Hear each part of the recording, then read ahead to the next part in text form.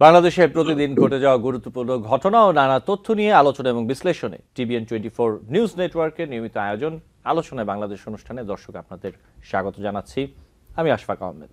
আজকের অনুষ্ঠানে অতিথি হিসেবে আমাদের সাথে যুক্ত আছেন মোহাম্মদ নিজামউদ্দিন, যুগ্ম সদস্য সচিব, জাতীয় নাগরিক পার্টি, এবং আমাদের সাথে আরও যুক্ত আছেন দিদারুল ভুইয়া, অর্থ সমন্বয়ক, রাষ্ট্র সংস্কার আন্দোলন।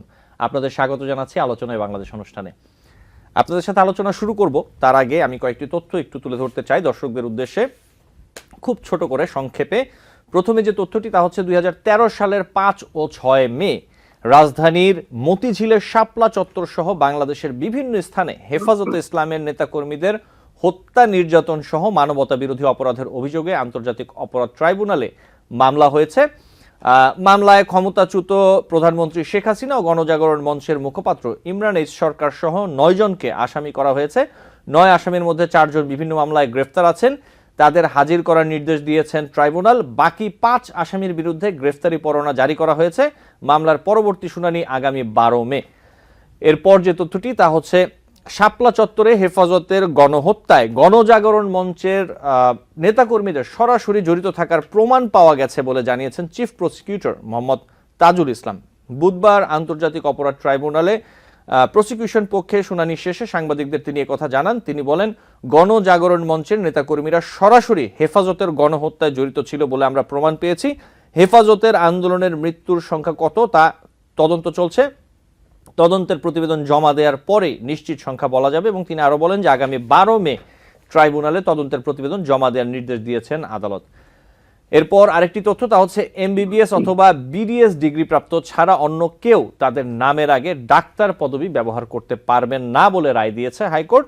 পাশাপাশি DMF ডিগ্রিধারীদের অর্থাৎ ডিপ্লোমাধারী হিসেবে নিবন্ধিত ক্ষেত্রে যথাযথ প্রিফিক্স নামের আগে ব্যবহার করার সম্মানসূচক শব্দ নির্ধারণের জন্য 6 মাসের মধ্যে ব্যবস্থা নিতে নির্দেশ দেওয়া হয়েছে। এদিকে যদি আমরা দেখি, দাবি আদায়ে রাজধানীর কেন্দ্রীয় শহীদ মিনারে চিকিৎসক ও মেডিকেল শিক্ষার্থীদের মহাসমাবেশের পর সচিবালয়ের পথে তাদের লং মার্চ আটকে দেয় পুলিশ। পরে সেখানেই ব্যারিকেডের ওপারে দাঁড়িয়ে নানান স্লোগান দিতে থাকেন আন্দোলনরতরা। ম্যাটসের অনেকগুলো দাবির একটা তাদের নামের আগে ডাক্তার লেখার বৈধতা দেয়া, এবং সবশেষ একদমই ছোট করে তা হচ্ছে তৃতীয় ধাপে বাদ পড়া। বেসরকারি প্রাথমিক বিদ্যালয়ের শিক্ষকদের ওপর পুলিশ জলকামান ও লাঠিচার্জ করেছে। বেসরকারি প্রাথমিক বিদ্যালয়ে জাতীয়করণের দাবিতে তারা প্রধান উপদেষ্টার বাসভবন যমুনার দিকে যাচ্ছিলেন। এই ঘটনায় অন্তত 5 জন আহত হন। জাতীয় প্রেস ক্লাবের সামনে এই ঘটনা ঘটে।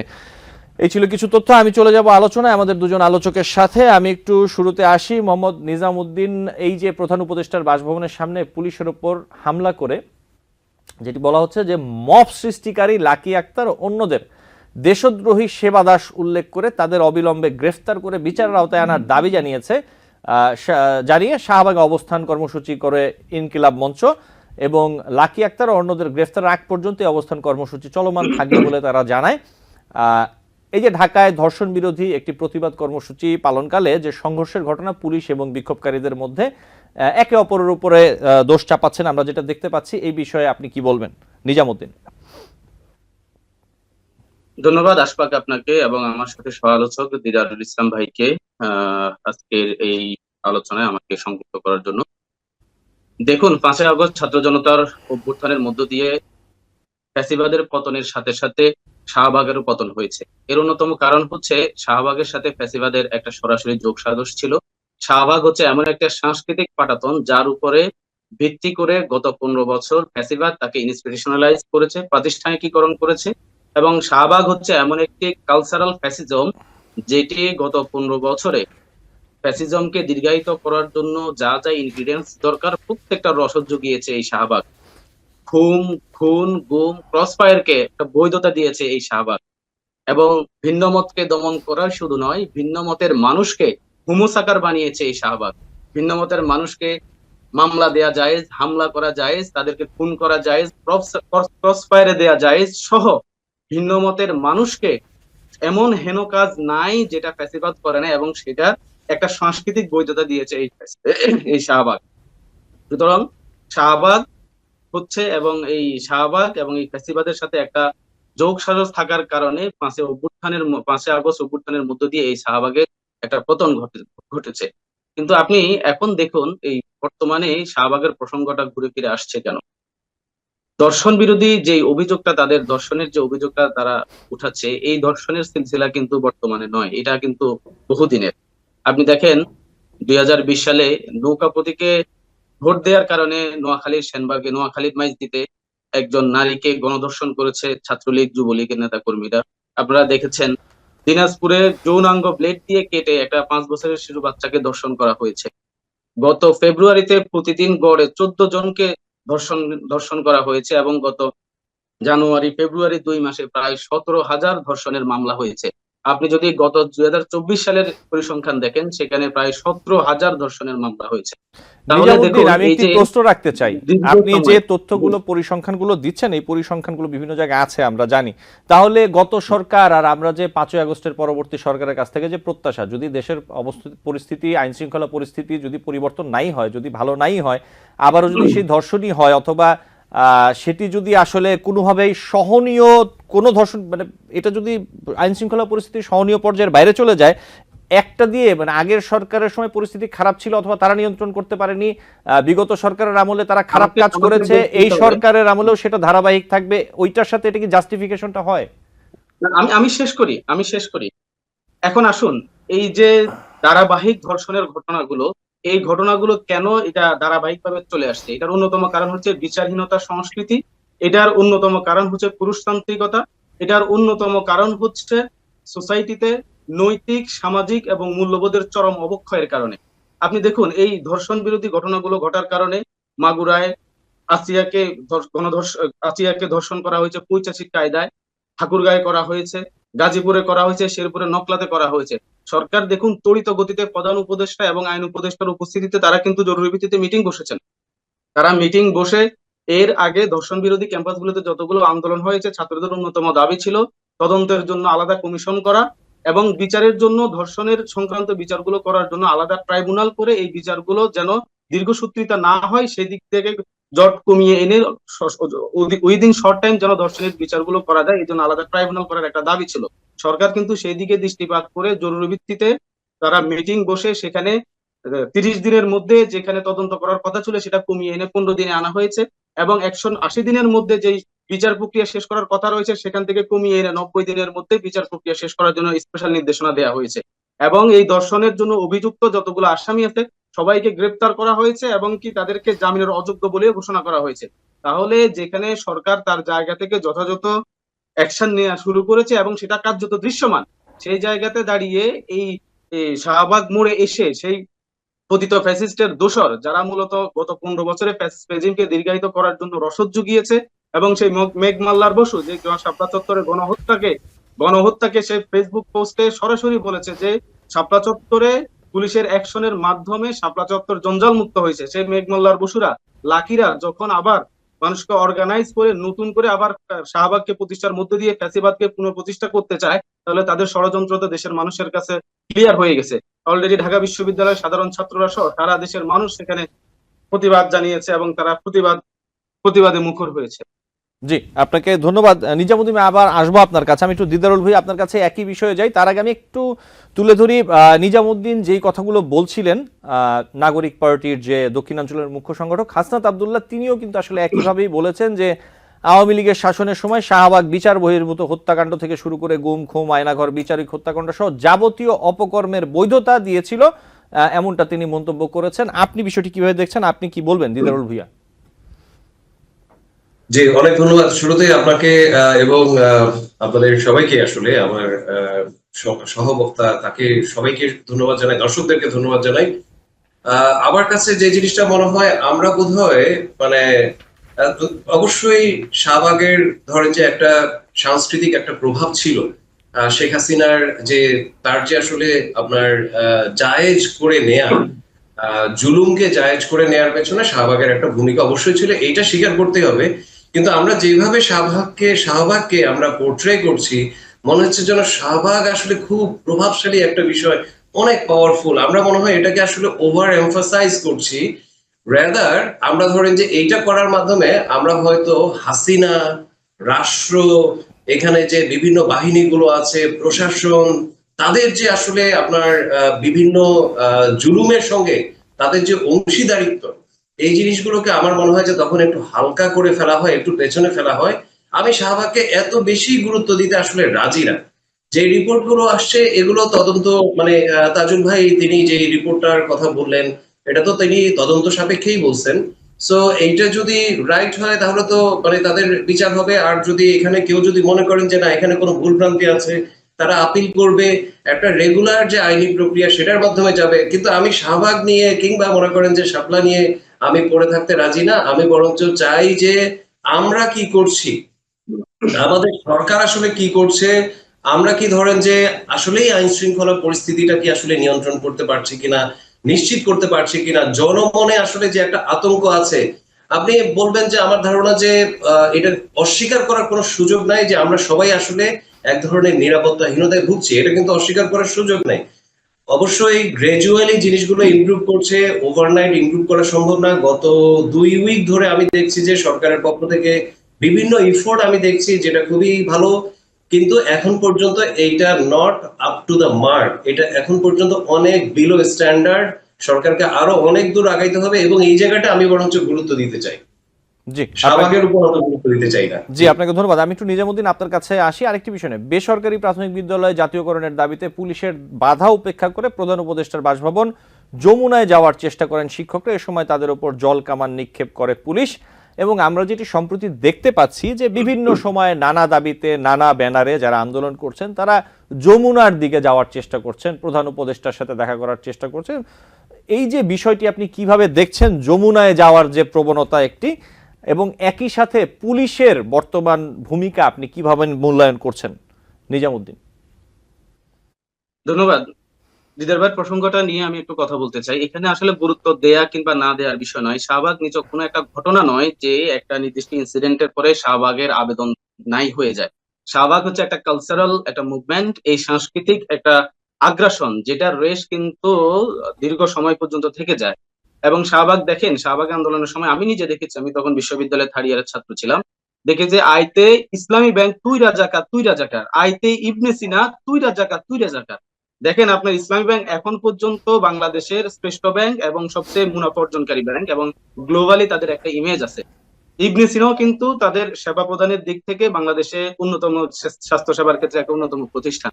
যখন ধরে ধরে একটা প্রতিষ্ঠানগুলোকে যখন রাজাকারের ট্যাগ দেওয়া হয়, যখন বাংলাদেশে প্রত্যেকটা মানুষকে মৌলিক অধিকার, মানবাধিকারের ন্যূনতম অধিকারকে তারা হরণ করে গুম খুন ক্রসফায়ারকে একটা প্রাতিষ্ঠানিকীকরণের দিকে নিয়ে একটা বৈধতা দান করা হয়, এবং যেখানে আরবান মিডল ক্লাসকে উস্কে দিয়ে তাদের মতামতকে ভিন্ন খাতে প্রবাহিত করে একটা কালচারাল মুভমেন্টে ত্বরান্বিত করে, তখন কিন্তু এটাকে হীন কোনো কাজ বা সাধারণ কোনো কাজ ভেবে গুরুত্বহীন ভাবা, আমার মনে হয় রাজনীতি যারা যারা পলিটিশিয়ান আছেন, যারা দেশপ্রেমিক আছেন, যারা দেশকে নিয়ে ভাবেন, তাদের পক্ষে এটাকে সিম্পল কোনো ঘটনা হিসেবে ট্রিট করা উচিত হবে বলে আমি মনে করি না। দেখেন, এখানে গণজাগরণ মঞ্চের অন্যতম সংগঠক ছিলেন বাপ্পাদিত্য বসু। আপনারা দেখেছেন 28শে আগস্ট কিভাবে লগি বইটা দিয়ে খুন করার পরে মৃত লাশের উপরে উঠে নৃত্য করেছে বাপ্পাদিত্য বসু। আপনারা দেখেছেন, গণজাগরণ মঞ্চের অন্যতম সংগঠক ছিল সে। এবং সম্প্রতি সে আর্থিক কেলেঙ্কারি, আর্থিক প্রতারণার জন্য সে জেলও খেটেছে। এইভাবেই যখন এই পতিত ফ্যাসিস্টদের দোসররা আবার একটা যে বিষয় নিয়ে সরকার অলরেডি কনসেন্ট্রেশন দিয়েছেন, অ্যাকশন নিয়েছেন, সেটা প্রসিডিউরাল একটা সুন্দর প্রসিডিউরের মধ্যে দিয়ে যাচ্ছে, সেই বিষয়টাকে ক্যাশ করে যখন আবার আরবান মিডল ক্লাসকে উস্কে দিয়ে সেই ব্লাড থার্স্টি জেনোসাইডাল সাইকোপ্যাথরা যখন আবার অর্গানাইজড হয়ে দেশের বিরুদ্ধে ষড়যন্ত্রের চেষ্টা করে, তখন সেটাকে অবশ্যই একটা গভীর ষড়যন্ত্রের অংশ হিসেবে আমি দেখতে চাই। আপনি আরেকটা কথা বলেছেন যে সম্প্রতি যে কোনো মুভমেন্ট তাদের একটা ফাইনাল মুভমেন্ট থাকে, যে প্রধান উপদেষ্টার বাসভবন ঘেরাও করা, প্রধান উপদেষ্টার বাসভবন অভিমুখে মার্চ করা। এটা আসলে দেখেন আমাদের জন্য এটা খুবই উদ্বেগের বিষয়। বাংলাদেশে ডাক্তার বলেন, ইঞ্জিনিয়ার বলেন, আইনজীবীরা বলেন, প্রত্যেকেই যা যথাযথ রাইট পার্সন ইন রাইট প্লেসে যদি আপনি প্রজেক্ট না হয়, সেখানে কিন্তু একটা ভায়োলেশন সৃষ্টি হয়। আপনি দেখেন, যেখানে ইঞ্জিনিয়ারিং পাস না করে তিনি যখন ইঞ্জিনিয়ার বনে যায়, তখনই কিন্তু তিনি রডের পরিবর্তে সেখানে বাঁশ দেন। কোনো শিক্ষক যখন এমবিবিএস পাস না করে তখন তিনি ডাক্তার বনে যান, তখনই কিন্তু তার ভুল চিকিৎসার কারণে অনেক নিষ্পাপ প্রাণকে জীবন দিতে হয়। একইভাবে আপনারা দেখেন, ভ্রাম্যমাণ আদালতের মাধ্যমে প্রায়শ আমরা দেখি হাইকোর্টে, জজ কোর্টে আপনার ভুয়া আইনজীবীদেরকে শনাক্ত করা হয়।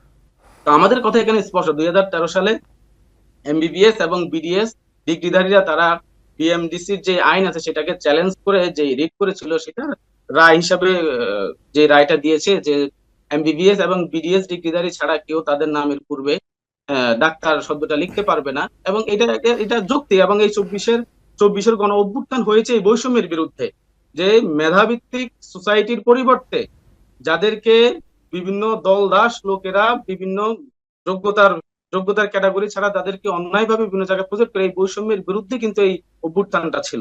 সুতরাং এই যৌক্তিক আন্দোলনে এই যৌক্তিক রায়ের বিরুদ্ধে আমাদের সহমত থাকবে এবং আমরা এটাকে সমর্থন জানাই। জি, আপনাকে ধন্যবাদ নিজামুদ্দিন। দিদারুল ভুঁইয়া, আমি একই বিষয়টা আপনার কাছে আসতে চাই। পুলিশের ভূমিকা কেমন দেখছেন এবং সবাই কেন যমুনায় যেতে চায়? জি, আমিও একটু নিজাম ভাইয়ের কথার সুর টানবো। সেটা হচ্ছে যে আমি বলছি না যে আপনি শাহবাগকে একেবারে মানে ওভারলুক করেন, শাহবাগের কোনো ক্যাপাসিটি নাই, আপনি আপনার বাদ প্রতিবাদ করবেন না, আমি সেটা বলছি না। আপনি আপনার কথাটা বলেন, কিন্তু আমাদের যেটা হচ্ছে ইদানিং, যে সবকিছু যেন একটা মানে সর্বত রকমের যে শত্রু, সে যেন সবকিছুতে শত্রু। আর মানে এইটা একটা মানে মততান্ত্রিক একটা প্রক্রিয়া বলে আমি মনে করি, এবং এইটা ডেঞ্জারাস। এটা আমাদেরকে আমাদের যে রাষ্ট্র হয়ে ওঠা, নাগরিক হয়ে ওঠা, এই জায়গাটা আমাদেরকে আসলে এটা একটা বড় ধরনের ক্ষতি করতে পারে বলে আমার আশঙ্কা। কারণ হচ্ছে যে আপনি যখন স্টেট অ্যাপারেটাস গুলো কি করে চায় যে আসলে আপনি মূল ইস্যুটা না দেখে আপনি আসলে আশেপাশের এই ইস্যুগুলো নিয়ে আপনি সার্বক্ষণিক ভাবে আসলে আপনি ব্যস্ত থাকেন। তো সেরকম একটা ইন্টেনশন, সেরকম একটা প্ল্যানের অংশ এটা হইতে পারে বলে আমার আসলে আশঙ্কা। আমি খোলামেলা ভাবেই আসলে বললাম। সো অবশ্যই। জি, দিদারুল ভুঁইয়া, আপনাকে ধন্যবাদ। দর্শক আলোচনায় বাংলাদেশ অনুষ্ঠানে আমরা একটি ছোট্ট বিরতি বিচার করবেন, কিন্তু শাহবাগের এটা যদি আপনি ভাবেন, সরি আমার শোনা যাচ্ছে আমাকে? জি, দিদারুল ভাই, আমি শুনতে পাচ্ছি আপনাকে, কিন্তু শাহবাগ গুরুত্বপূর্ণ, কিন্তু শাহবাগ সবকিছু না। আর এই যে যমুনা কেন্দ্রিক যে একটা আন্দোলনের স্রোত শুরু হলো, মানে মানে এইটার একটা জাস্টিফিকেশন আছে যে আপনার যদি গণ অভ্যুত্থানের পরে হয়েছে কি, মানুষের ধরেন যে সবারই আশা আকাঙ্ক্ষা অনেক বেড়ে গেছে, এবং এর বিপরীতে আমরা দেখছি কি সরকার আসলে মানুষের কাছে যে গণ অভ্যুত্থানের কিছু কিছু সুফল পৌঁছে দেওয়ার যে সুযোগটা ছিল, এই জায়গাটায় সরকার ঠিক মুনশিয়ানার কাজ প্রমাণ আসলে দিতে পারে নাই। সরকারের পক্ষে অনেক মানে আছে, অবশ্যই সে বলতে পারে যে ভাই একটা পুরো ভাঙ্গা একটা রাষ্ট্র দিয়ে আমি কি করব, এসব সে তিনি বলছেন এবং নিয়মিত ভাবে বলতেছেন। কিন্তু দিন শেষে মানুষের কাছে যদি ধরেন যে তার যদি যান, তার যদি ধরেন যে জবান, তার যদি ধরেন যে আয় উন্নতি সম্মান, এই জায়গাগুলো, যেমন ধরেন যে এই যে নিরাপত্তাহীনতার জায়গাটা, এই জায়গাগুলো তো এখনো তো একটা সিরিয়াস কনসার্ন হয়ে তো আছে। দ্রব্যমূল্য সরকার কমাতে পেরেছে, এটা সরকারকে অবশ্যই সাধুবাদ জানাই। 7 মাসের মাথায় বা 6 মাসের মাথায় গিয়ে এটা একটা জায়গায় আসতে পারছে। কিন্তু ধরেন যে কর্মসংস্থান, কিন্তু ধরেন যে আপনার এই যে আইসিটি অ্যাক্ট, সাইবার সিকিউরিটি, কালো আইনগুলো, আপনার ধরেন যে আইনের শাসন, অনেকগুলো বিষয় কিন্তু সরকারের সিরিয়াস দুর্বলতা, ব্যর্থতা, ঘাটতি আছে। আমরা শুরু থেকে বলছিলাম যে সরকার ধরেন যে অন্তত মোবাইল ফোনের যে ইন্টারনেট, কিংবা আপনার টক টাইম, কিংবা আপনার ধরেন যে গ্যাস বিল, কারেন্ট বিল, পানির বিল, যেগুলো আসলে অনেকাংশে সরকার নির্ধারণ করে, এবং তারা আসলে এগুলোকে অনেক ইনফ্লেট করে রাখছিলেন যাতে তাদের লোকরা আসলে এখান থেকে লুটপাট করতে পারেন, পাচার করতে পারেন। তো এখন যদি পাচার না থাকে, তাহলে তো এই জায়গাগুলোতে আপনি অনেকাংশে দাম কমাতে পারেন। তো এই ধরনের কোন বেনিফিট যদি আপনি আসলে মানুষের কাছে না পৌঁছান, তখন তো সে ভাববে যে সে তো আসলে অস্থির হবে, সে তো আসলে ভাববে যে আমি জীবন দেওয়ার জন্য রাস্তায় নামলাম, এবং এরপরে আমাকে আসলে এই সরকার, এই রাষ্ট্র আসলে। এবং এর সঙ্গে সঙ্গে আমরা কি দেখছি, আমরা দেখছি যে প্রথম দিকে যেমন সরকারের তেমন কোনো দুর্নীতির কথা আসছিল না, সেই অর্থে পাচার হচ্ছিল না বলে আমরা ধরে নিচ্ছিলাম, লুটপাট হচ্ছিল না বলে আমরা জানতাম। কিন্তু ওভার পিরিয়ড গত 3 মাসে ধরেন যে বেশ কিছু বড় বড় দুর্নীতির খবর কিন্তু আসছে, এবং সরকারেরই বা আপনার যারা সরকারের অংশ, তাদেরই কেউ কেউ আসলে কাছের লোকরাও বলছেন যে মানে আওয়ামী লীগ আমলে এত দুর্নীতি হয় না, এখন যেভাবে আসলে দুর্নীতি শুরু হয়ে গেছে। সত্য মিথ্যা জানি না, এই ধরনের কথাগুলো কিন্তু খুব প্রবল ভাবে আসা শুরু করেছে। প্রধান প্রধান রাজনৈতিক দলগুলো এগুলো নিয়ে অভিযোগ করছেন। তো এরকম যখন হয়, মানুষের যে আপনার মানে আশঙ্কা যে আসলে সে আসলে মানে একই একটা রাষ্ট্র কাঠামোর দিকে আমরা চলে যাচ্ছি, জনগণ আসলে কোনো বেনিফিট পাচ্ছে না, তখন সে অস্থির হবে। এখন এই অস্থিরতার প্রকাশ হিসেবে একটা অংশ ধরেন যে আপনার বাড়াবাড়ি করে করবে রাজপথে, সেটা যেমন ঠিক, আবার এখানে আপনার দেশি বিদেশি ষড়যন্ত্র যেমন আছে, এটাও কিন্তু অবশ্যই আছে। আমরা দেখি যে আমাদের বিভিন্ন পাড়ার লোকজন আমাদেরকে ধরেন যে হুমকি দামকি দিচ্ছে, দেশে এবং দেশের বাইরে থেকে ধমক আসছে। আমরা দেখি যে আপনার প্রতিনিয়ত প্রতি রাতে পারলে একটা করে লাইভ আমরা পাই। তো এই জিনিসগুলো তো আসলে ইনস্টিংক্টিভ, মানে এগুলো তো আসলে এই জিনিসগুলোকে আসলে বাড়ায় তোলে, ইনফ্লেম করে। জি, দিদারুল ভাই আপনাকে ধন্যবাদ। নিজামুদ্দিন আপনিও সাথে থাকবেন। আমরা একটি ছোট্ট বিরতি নিব, বিরতি থেকে ফিরে আপনাদের সাথে আরো কয়েকটি বিষয় নিয়ে আলোচনা করব। দর্শক, আলোচনায় বাংলাদেশ অনুষ্ঠানে একটি নিচ্ছি ছোট্ট বিরতি, আপনারা সাথে থাকবেন। টিভিএন 24 টেলিভিশন দেখতে আজই কল করুন 7187776556। লগ ইন করুন www.totalcablebd.com। দর্শক, আলোচনায় বাংলাদেশ অনুষ্ঠানে আপনাদের আবারও স্বাগত জানাচ্ছি। আমাদের সাথে দুজন অতিথি আছেন। আমি সরাসরি প্রশ্ন চলে যাব। নিজামুদ্দিন, আপনার কাছে আসি বিরতির পর। জাতীয় নাগরিক পার্টির ইফতার বেশ বড়সড় আয়োজন। অনেকেই প্রশ্ন তুলছেন যে এত বড় বড় আয়োজন যে আপনারা করছেন, এর অর্থ আসলে কোথা থেকে আসছে এবং আপনারা কোথা থেকে পাচ্ছেন এই অর্থ। এবং আপনাদের দলের যে আহ্বায়ক নাহিদ ইসলাম, তিনি বলেছেন যে এনসিপির অর্থের উৎস প্রকাশ করার ইচ্ছা থাকলেও দাতাদের ক্ষতির আশঙ্কায় তা প্রকাশ করা যাচ্ছে না। আপনি কি বলবেন এই ব্যাপারে নিজামুদ্দিন? ধন্যবাদ। আমি আপনার প্রশ্নের উত্তর দেওয়ার আগে আমি দিদার ভাইয়ের কথার সাথে আমি অনেক ক্ষেত্রেই একমত যে দেশে নানা ধরনের মব সৃষ্টি হচ্ছে, সরকার অনেকাংশেই এগুলো নিয়ন্ত্রণ করতে ব্যর্থ হচ্ছে। দেখেন, আমি সরকারকে পুরোপুরি ব্যর্থ বলতে চাই না, কারণ সরকারের অনেকগুলো অর্জন আছে। দেখেন, আপনারা দেখবেন রিসেন্ট সময়ে রিজার্ভ বাড়তে শুরু করেছে, দেশের দ্রব্যমূল্য একটা সহনীয় পর্যায়ে এসেছে, যেটা বিগত বছরগুলোতে রমজানের সময় দ্রব্যমূল্যের যেভাবে ঊর্ধ্বগতি থাকে সিন্ডিকেটের কারণে, সেটা এই বছর শক্ত হাতেই সরকার নিয়ন্ত্রণ করতে পারছে। এটার জন্য সরকার যথাযথ প্রশংসার দাবিদার। এছাড়াও দেখছেন আর্থিক প্রতিষ্ঠানগুলোতে সরকার একটা স্থিতিশীল অবস্থা তৈরি করতে সক্ষম হয়েছে। এর পাশাপাশি আপনি দেখবেন যে পুলিশ নিয়ন্ত্রণ করতে পারছে না, তার কিছু বাস্তব গ্রাউন্ডও আছে। আপনি দেখেন গত 6 মাস ধরে কিন্তু দেশে 2000-এরও বেশি মব সৃষ্টি হয়েছে। এত বেশি দাবি আদায়ের আন্দোলন গত 6 মাসে পৃথিবীর ইতিহাসে কোনো দেশ ফেস করছে বলে কোনো পরিসংখ্যান আমার জানা নেই।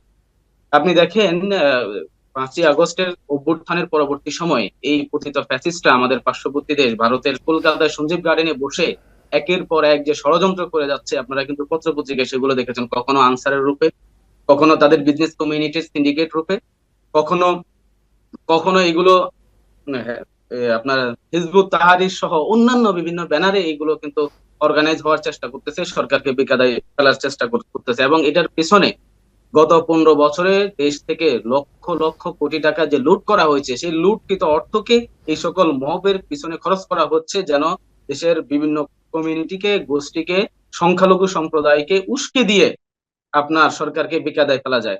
দেখুন, আমি প্রায় সময় আলোচনায় বলি, জাতি, ধর্ম, বর্ণ, গোত্র নির্বিশেষে বাংলাদেশে এখন একটা বৃহত্তর পরিচয় দরকার, যে পরিচয় গ্রহণ করে আমরা বাংলাদেশে একটা রাষ্ট্র গঠনের, প্রত্যেকটাকে একটা ওনারশিপ ফিল করার একটা ব্যাপার সমূহ সম্ভাবনা তৈরি হবে। আপনি যে এই প্রশ্নটা করেছেন যে জাতীয় নাগরিক পার্টি তাদের কর্মসূচি বাস্তবায়নের ক্ষেত্রে, ইফতার সহ অন্যান্য প্রোগ্রাম বাস্তবায়নের ক্ষেত্রে এই অর্থ কোথায় পাচ্ছে, দেখুন, আহ বাংলাদেশের যে বৃহত্তম রাজনৈতিক দলগুলো বা অন্যান্য দলগুলো তাদের যে রাজনৈতিক কর্মকাণ্ড পরিচালনা করে, কর্মসূচি বাস্তবায়ন করে, কিংবা তাদের ইফতার গুলো যে হচ্ছে অভিজাত জায়গায়, সেগুলো নিয়ে কিন্তু কোনো আলোচনা হচ্ছে না। আপনি তর্কের খাতিরে বলতে পারেন তারা না না, দীর্ঘ সময় নিজামুদ্দিন, রাজনীতি অবশ্য করছে। এগুলো আলোচনা অনেক পুরনো এবং এগুলো নিয়ে আমরা জানি। এবং শুধু গণমাধ্যম না, বাংলাদেশের সাধারণ মানুষও এগুলো নিয়ে নানা সময় আলোচনা সমালোচনা করে। এগুলো নিয়ে নানা রকম বিতর্ক আছে, নানা প্রশ্ন আছে তাদের নিয়ে। সেটি নিয়ে আসলে নতুন করে বলার কিছু নেই। কিন্তু আপনারা তো নতুন রাজনৈতিক দল, এই জন্য আপনাদের কাছে আসলে প্রশ্নটিও নতুন এবং নতুন করে তুলে ধরা।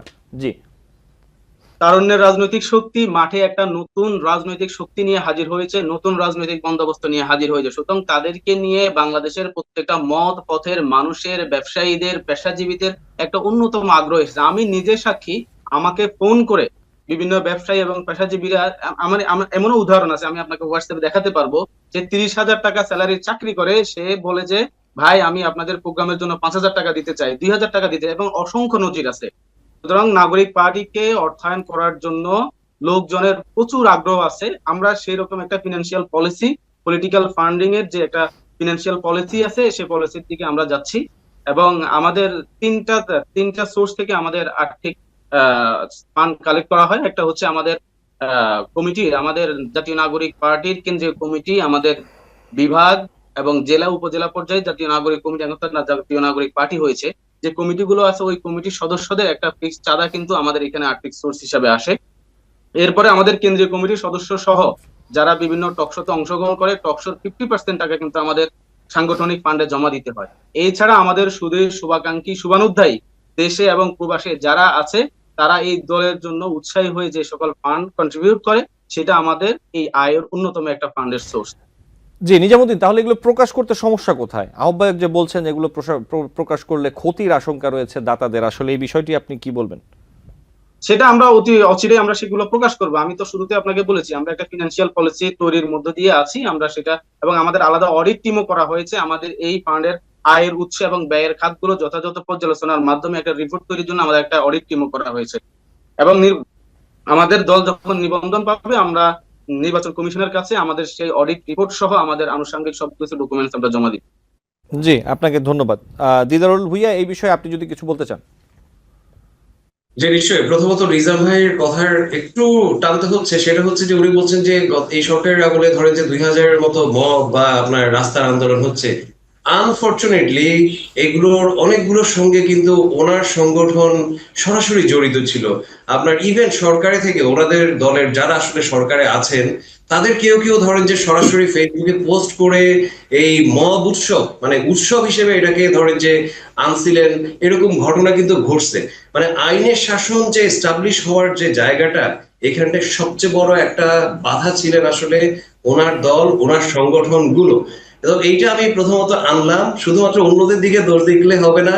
অনেক মানুষ আছে আসলেই, তার আসলে ধরেন যে অনেকগুলো জরুরি ইস্যু আছে যেগুলোর জন্য তার ধরেন যে সাইবার সিকিউরিটি অ্যাক্টে যারা ভিকটিম, তাদের তো আপনার এখনো যদি 7 মাসের পরেও যদি এই আইনে যদি তাদেরকে আপনার নিগৃহীত হইতে হয়, তাহলে এর চেয়ে বড় আপনার প্রতারণা, গণঅভ্যুত্থানের স্পিরিট বিরোধী কাজ আসলে খুব কম হইতে পারে।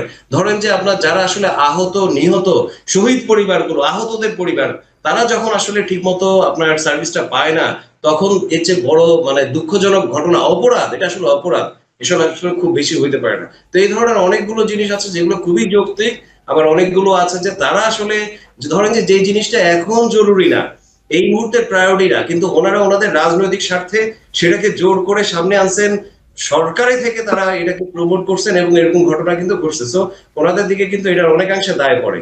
আর পরবর্তী যে বিষয়টা, আমি ওনাদের সঙ্গে একদমই একমত যে আপনার অনেকেই টাকা দিবেন এবং চাইবেন না যে আসলে এই জিনিসগুলো প্রকাশ্যে আসুক, খুবই ফাইন, এবং এইটাতে নিয়ে আসলে কোনো সমস্যা না।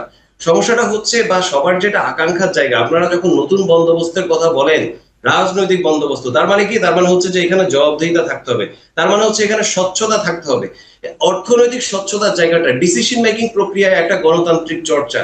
আনফরচুনেটলি আমরা এই দলের বা তাদের আগের যে সংগঠনগুলো, তাদের কারো কাছ থেকে আমরা এরকম কোনো নজির দেখি না। তারা যখন আমাদের সঙ্গে আলাপ করেন, তখনও তারা মানে শীর্ষ নেতৃত্বের বাইরে কেন্দ্রীয় কমিটির অনেকেই বলেন যে ভাই, সিদ্ধান্তটা আসে ওহি আকারে নাজিল হয়, আমাদের শুধু সেটা পালন করার থাকে, কোথা থেকে টাকা আসে, কোথায় খরচ হয় কিচ্ছু জানি না, কোনো সিদ্ধান্ত নেওয়ার প্রক্রিয়ায় আমরা কেউ নাই।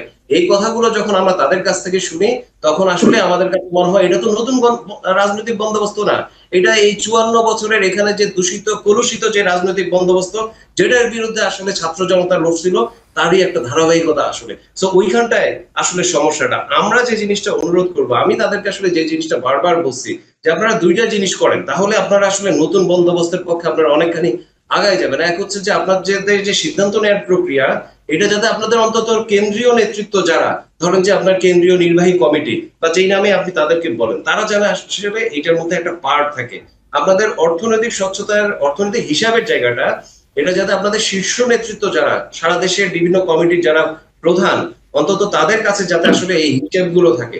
আপনি কোথা থেকে টাকা আসছে এইটা দিতে পারতেছেন না, অন্তত কোথায় টাকাটা খরচ করতেছেন এইটা তো আপনি দিতে পারেন। এটা দিলে তো কারো সিকিউরিটি কনসার্ন তৈরি হওয়ার কারণ নাই, তাহলে এইটা আপনি দেন। যেহেতু আমরা আসলে গণ অভ্যুত্থানের পরে এরকম একটা দল সবার আকাঙ্ক্ষিত ছিল, একটা বড় দল হবে, সেন্ট্রিক দল হবে, গণ অভ্যুত্থানের ফলাফল হিসেবে সে আসবে, এটা আমরা সবাই আকাঙ্ক্ষা করছিলাম এবং সেই জন্য আমরা সবাই তার সঙ্গে ধরেন যে শুভকামনা জানাইছি, সাপোর্ট করছি বিভিন্ন ভাবে আমাদের ক্ষুদ্র সামর্থ্য যতটুকু সম্ভব।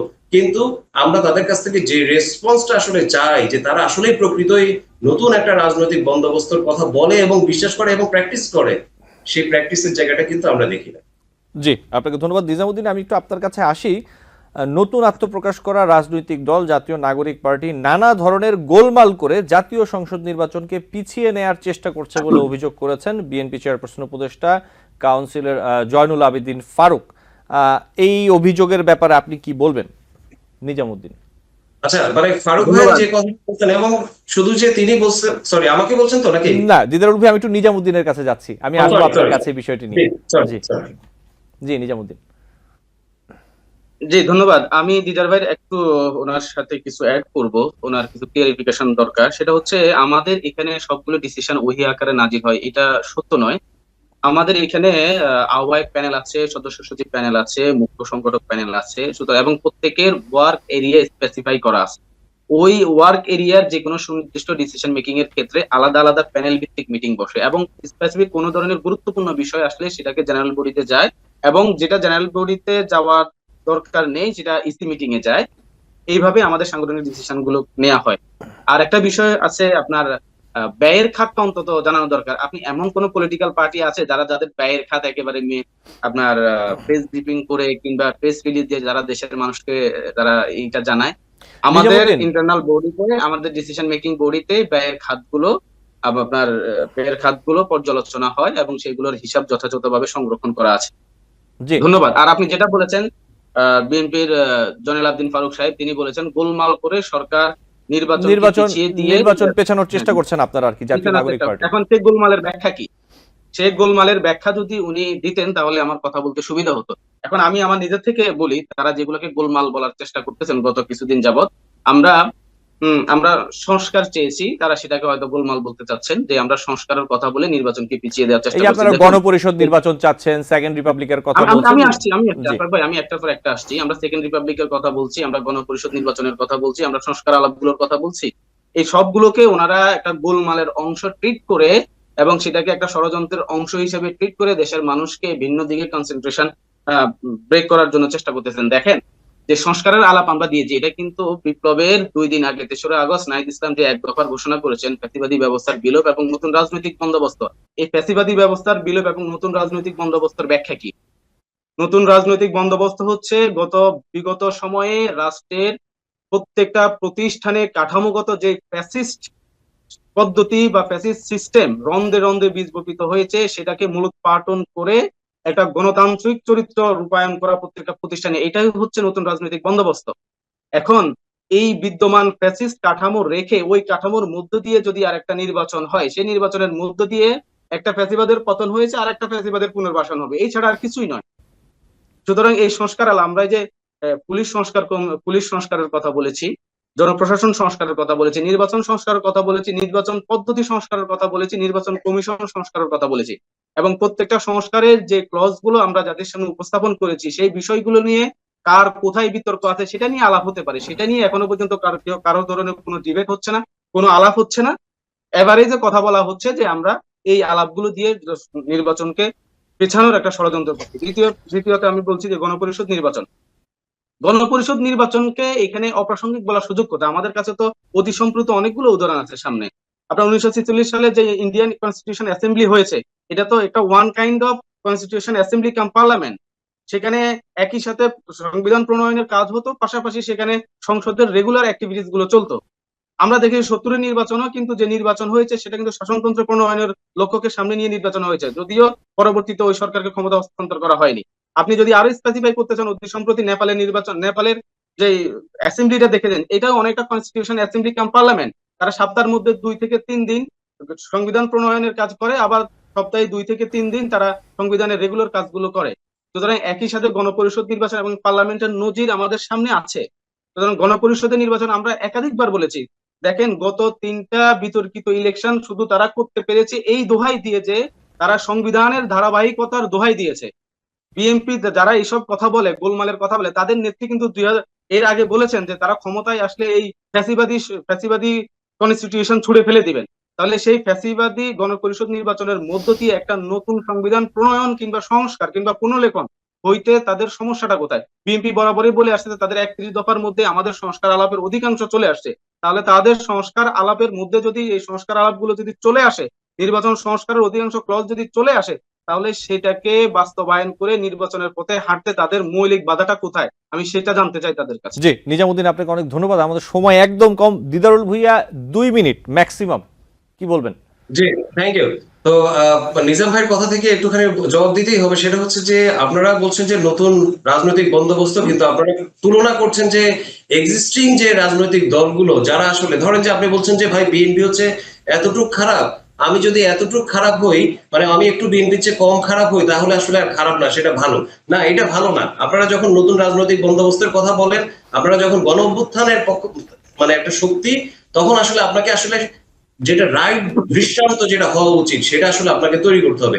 অন্য কি করলো না সেটা আপনার, আগে আমরা এসব করতাম যে আগে বলতাম যে ও হচ্ছে বেশি চোর, আমার চোররা আসলে কম চোর, এটা ছিল বাংলাদেশের রাজনৈতিক বয়ান। নতুন বাংলাদেশে এই রাজনৈতিক বয়ান আর যাবে না। এখন আপনাকে বলতে হবে যে ভালো কাজের প্রতিযোগিতা, তিনি একটু পর্যন্ত ভালো করছেন, আমি এর চেয়ে বেশি ভালো করবো, এটা হচ্ছে যে আসলে নতুন রাজনৈতিক বন্দোবস্ত। আপনাকে আমি বিনয়ের সঙ্গে জানালাম। এবং আপনার এই ওভারঅল আপনারা যে এই বিষয়টা যে আপনারা যে খুব আলোচনার সাপেক্ষে সবাই যে একই বক্তব্য দিচ্ছেন, এটা আসলে দৃষ্টি এড়ায় নাই আমাদের। আপনাদের সবার বক্তব্যটা এখানটা একদমই এক। আর এই যে নতুন পরবর্তী যে বিষয়টা বলা হচ্ছে যে বিএনপির বিষয়টা যেটা বলা হচ্ছে যে বিএনপি তার একটা আশঙ্কা আছে, বিএনপি মনে করে যে আসলে এখানে নির্বাচন যত দেরি হবে আপনি আসলে তাকে -2 করে তাকে আসলে আপনি -2 করে ফেলবেন আর কি, আপনি তাকে রাজনীতি থেকে বাদ দিয়ে দিবেন। সো আপনি বিএনপির এই আশঙ্কাটাকে, এটাকে তো আপনি আসলে দরদ দিয়ে দেখতে হবে। আপনি শুধু আপনার নিজের কাজগুলো দরদ দিয়ে দেখবেন আর অন্যদের বিষয়গুলো দরদ দিয়ে দেখবেন না, এটা কিন্তু নতুন রাজনৈতিক বন্দোবস্ত না।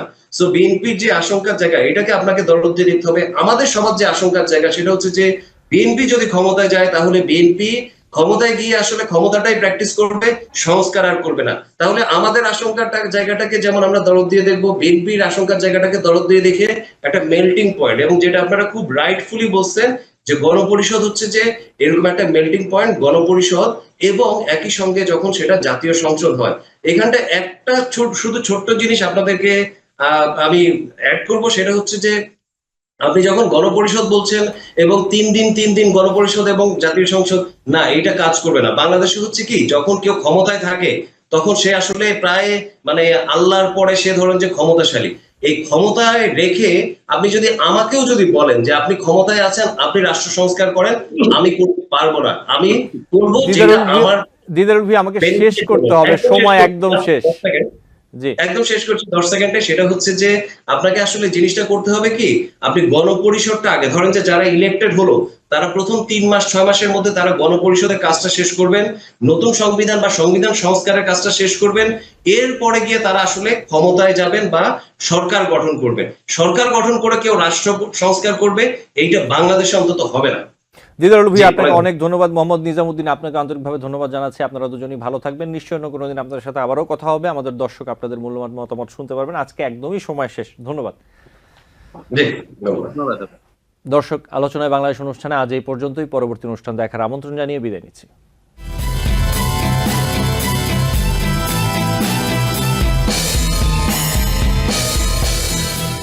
TBN 24 টেলিভিশন দেখতে আজই কল করুন 7187776556। লগ ইন করুন www.totalcablebd.com।